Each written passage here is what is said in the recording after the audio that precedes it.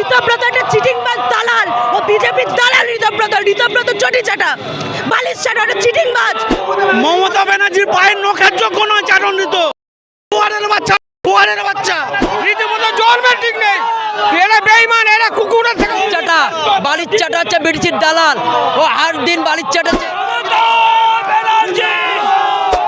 21শে জুলাই আপনারা দেখতে পাচ্ছেন মানুষের উচ্ছ্বাস। মানুষ কার সঙ্গে আছে? মানুষ মমতা বন্দ্যোপাধ্যায়ের সঙ্গে আছে, মানুষ অভিষেক বন্দ্যোপাধ্যায়ের সঙ্গে আছে।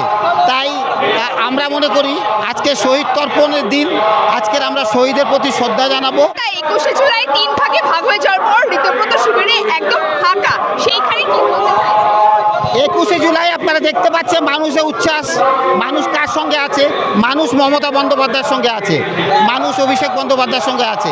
তাই আমরা মনে করি আজকে শহীদ তর্পণের দিন, আজকের আমরা শহীদের প্রতি শ্রদ্ধা জানাবো। আমরা কোনো ঝগড়ায় যাব না, কোনো ঝামেলায় যাব না। আমরা শুধু মমতা বন্দ্যোপাধ্যায়ের কথা শুনতে এসেছি। মমতা বন্দ্যোপাধ্যায় নিজে দিক দর্শন দেখাবেন, আর সামনে যে আমাদের পথ আছে সেই পথ চলা দেখাবেন।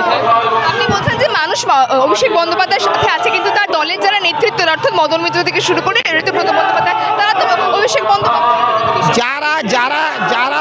যারা যাচ্ছে তারা চলে যাক।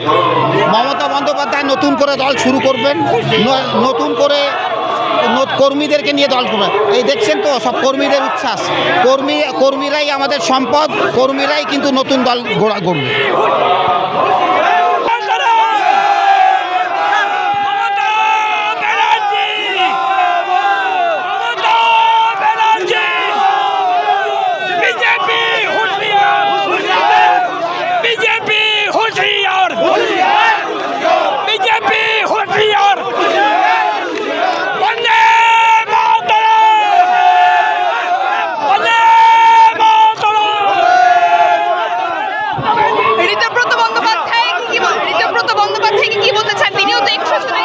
বালিশ চাটার সম্বন্ধে আমাদের কোনো অভিজ্ঞতা নেই। বালিশ চাটাও নেই, ওনার সঙ্গে কোনো সম্পর্কই আমাদের নেই। আমাদের একটাই শাখা মমতা ব্যানার্জি, আলাদা আর আমাদের কোনো শাখা নেই। জয় বাংলা, জয় বাংলা। জয় বাংলা। আমাদের মমতা বন্দ্যোপাধ্যায় মানে তৃণমূল কংগ্রেস মানে মমতা বন্দ্যোপাধ্যায়। জয় বাংলা। বালিশ চাটা দূর হটো। বিশ্বাস করি না আমরা মমতা ব্যানার্জি তৃণমূল, আমরা বালিশ চাটাকে বিশ্বাস করি না। দালাল বালিশ চাটা হচ্ছে বিড়ির দালাল ও হার দিন বালিশ চাটাচ্ছে। ও হচ্ছে দিদিকে আমরা মেরুদণ্ড ভাঙতে চাই না, ও মেরুদণ্ড ভেঙে বিক্রি হয়ে গেছে। যারা যারা বালিশ চাটায় গেছে তাদেরকে আমরা বলতে পারি, তারা হচ্ছে টাকা ছাড়া বোঝে না। ওদেরকে একদিন ওরা বুঝবে যে দিদি কি জিনিস ছিল। ওরা নিজে বলা, ওরা হচ্ছে বিজেপির বি টিম, ওরা টাকার জন্য গেছে। দিদি থাকবে, দিদি ছাড়া কিছু আমরা চিনি না।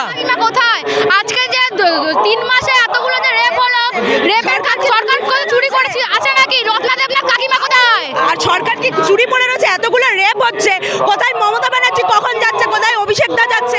তাদের বাড়ির সামনে প্রেস আর কোথায় পুলিশ দাঁড় করিয়ে দিয়েছে।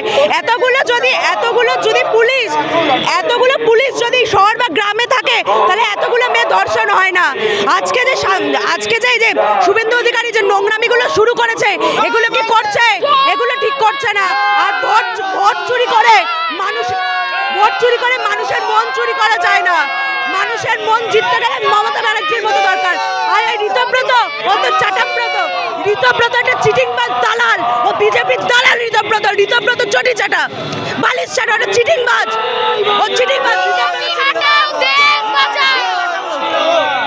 আমি উলবেড়িয়া পূর্ব কেন্দ্র থেকে এসেছি। উলবেড়িয়ার মানুষ স্বতঃস্ফূর্তভাবে খলিশানির মানুষ এসেছে।